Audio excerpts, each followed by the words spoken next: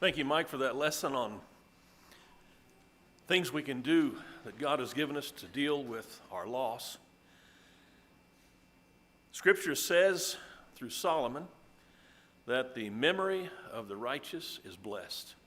So see if your memories of any of these saints don't bless you. First on our list is Joe Bailey. He's a longtime faithful member of this congregation, and pictures of the remodeling work done that you look at 25 years ago, you'll see Joe Bailey working with skill and know-how amongst several other men from this congregation, and women, by the way. Joe was also a veteran and one of the most gentle gentlemen that I have ever known. Joe Bailey. Linda Gale Beller. Linda was a niece to two sisters, and they all three married brothers. Can you imagine? Oh, we didn't have to imagine it, we saw it. Health issues kept her from doing the kinds of things most of us take for granted, but in spite of her troubles, Linda was always sweet, kind, and thoughtful. And here's one of those brothers, Pete Beller. Pete was one of those unforgettable characters. If you knew him and he would tease you, he'd cover one eye and he'd say, "I just can't stand to look at you, you're so ugly."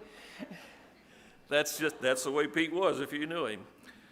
Pete was a Vietnam veteran and a victim of Agent Orange, if you've ever heard of that. Horrible stuff. And I think that had a lot to do with his health issues.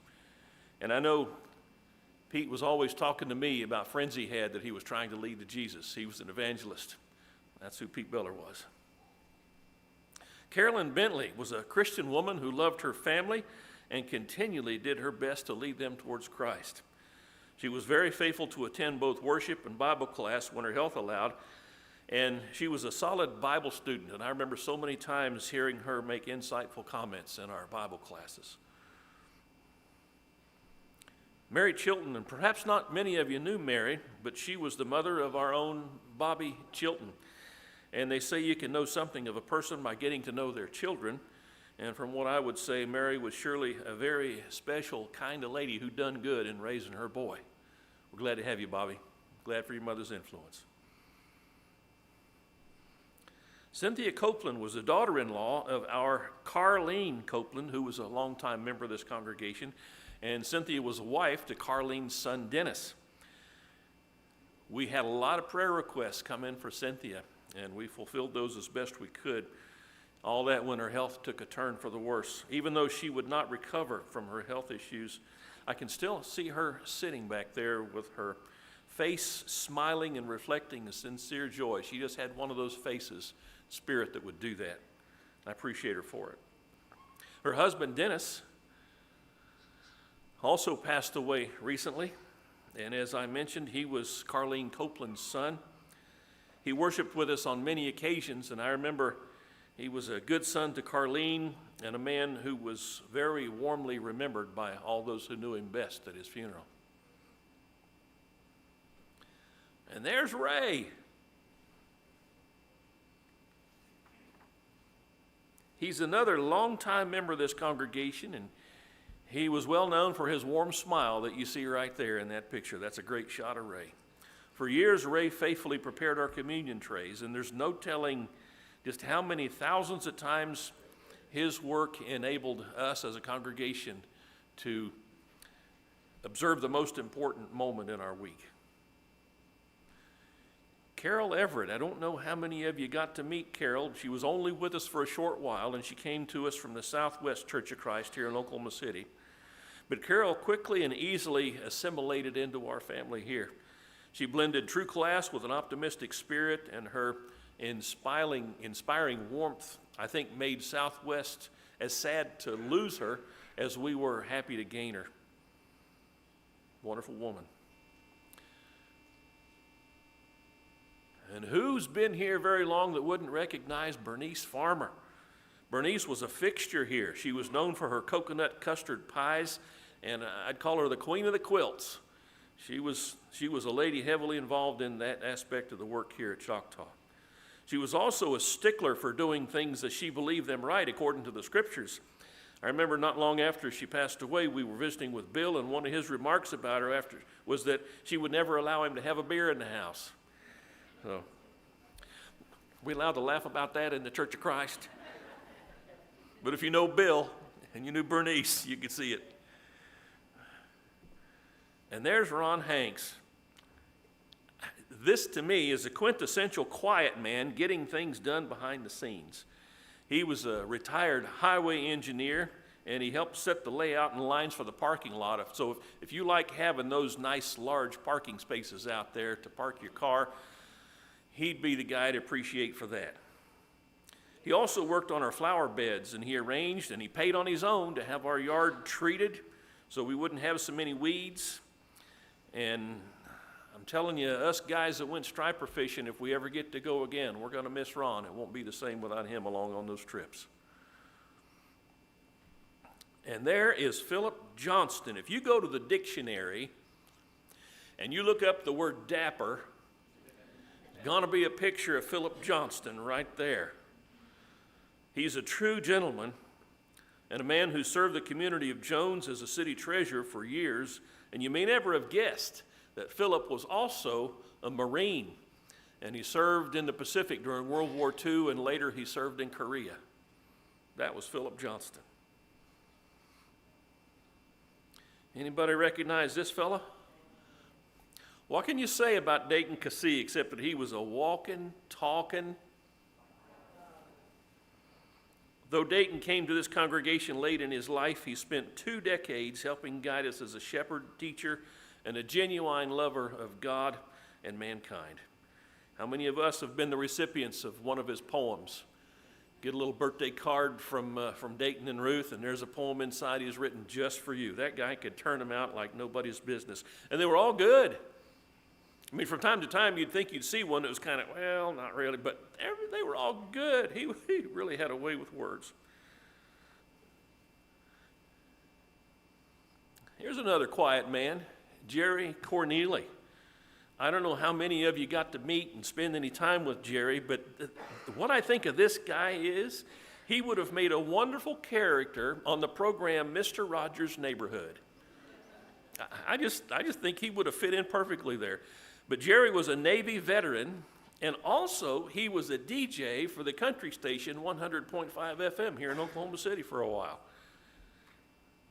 In every conversation I ever had with him or knew him to have, he was always one who would speak kindly and encouragingly. And I think we need more quiet, kind, encouraging people like Jerry. Sue McPherson, what a lady. I would say to know her was to love her. Probably you felt the same way if you did get to know her. She and her husband Terry quickly became an integral part of this family here, and her kindness, her wonderful smile, her positive outlook, all these things made her a pleasure to be around. In my mind's eye, I can still see her with that red hat on among those red hat ladies. And here is Edna Phillips. She's another one of those ladies, just quiet, kind of flying below the radar, so to speak, as we say. But she always had a word of encouragement for you. Every time I talked to her, it was some encouraging word, some optimistic, pleasant thing to talk about, never dwelling on her troubles. Maybe that's because she knew hardship. When Edna was 17 years old, she married, and by the time she was 23, she was a widow. And so she lived with that hardship. One of those things you find out about somebody that helps you appreciate them a little bit more. Regardless, she lived her life by hard work and faith in the Lord. Now there's a man, Jim Poindexter. You remember him? He hadn't been gone that long. I sure do miss him.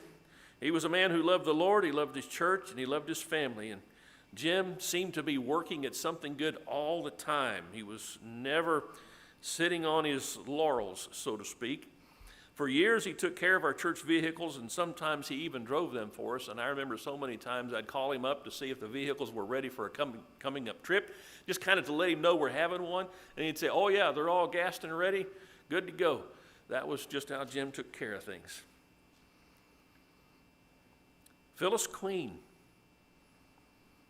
Don't know how many of you got to know Phyllis. We have so many quiet people that just kind of come and worship quietly, kind of like what Paul wrote to the church at Thessalonica. Live a quiet life. Make that your ambition, to live a quiet life. We had a lot of folks that did that. Her health plagued her unrelentingly, and she kept her faith, however, and several times she'd have me come over and visit with a friend that she'd met in her apartment complex, trying to lead them to Christ. She was always doing that. She knew people needed Jesus, and she was trying to do the introduction for them. And I don't know what better thing you could say about a person than that.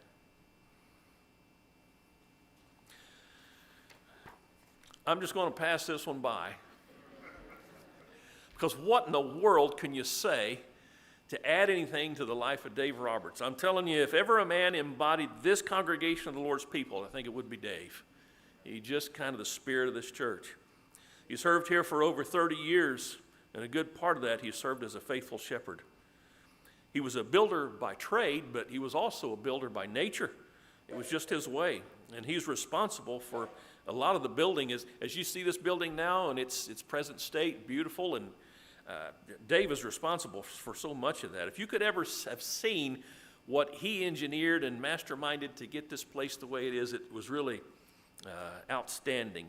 I don't use the term mind-blowing very often, but he really did some amazing things with that work. So, if Dave were listening, I think we would all be happy to join in telling him, we miss you, you... There you go. Gary Sweinmiller. I don't know about you, I can still feel the sense of shock that I had when I was handed the note that Gary was gone. Just too sudden, too soon. Having served his country in the military and his community as a policeman, Gary was a capable and a competent contributor to our security and safety. I miss his goofy grin, and I miss his unique sense of humor. Kyle Thompson. Kyle spent many of his growing up years with us here at Choctaw before eventually going into the Marine Corps. He served faithfully, but what he experienced took a toll on this young man, and he ended up battling more than our nation's enemies, and it led to his tragic and untimely death. Breaks our hearts. Jack Vanway, always smiling. I don't know if I ever saw him when he wasn't smiling, even when he was in pain. Jack was an example of perseverance to us all. A quiet man, pleasant, but serious-minded. He enjoyed working on cars. He also was an Air Force veteran, and later he was a Tinker employee. And Jack's one of those people that I wish I could have met earlier in this life. Last on our list is little Ellie Ray Martin, and a special video has been made for her memory.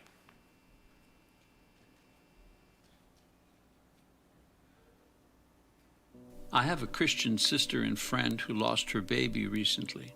Her unborn child seemed normal and growing steadily until a routine exam revealed that baby Ellie, as she was affectionately named, had a condition where her upper cranial bones did not develop, thus leaving her brain tissue exposed.